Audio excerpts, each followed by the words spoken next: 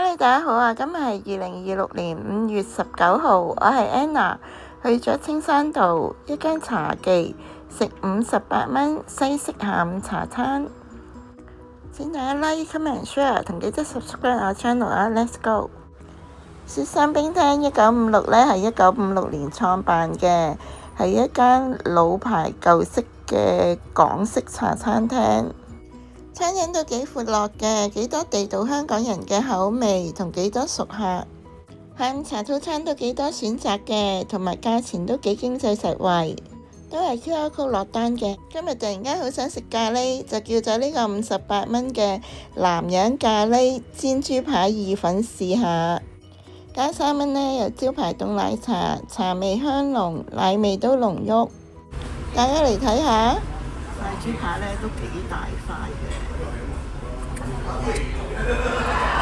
有薯仔咧，就可以即係加啲咖喱汁落啲意粉嗰度一齊食。個咖喱汁咧都好似幾香喎。咖喱汁咧係微辣嘅，係用印度咖喱嘅煮法，都加咗啲花奶。呢個意粉咧軟硬度咧都適中嘅。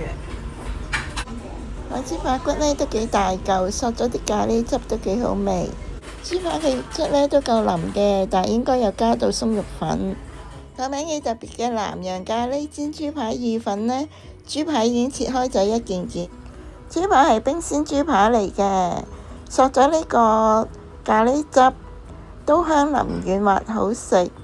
咖喱汁嘅調味呢就略嫌偏淡咗少少。薯仔都入口即溶，但係咖喱汁就唔夠香濃。意粉係粗條嘅，煮得都爽彈，但係咖喱汁唔夠香濃，掛唔到汁，所以呢味道就好一般。58蚊嘅下午茶餐呢，總算係經濟抵食。今日分享係咁多啦，多謝大家收睇，我哋下條片再見啦，拜拜。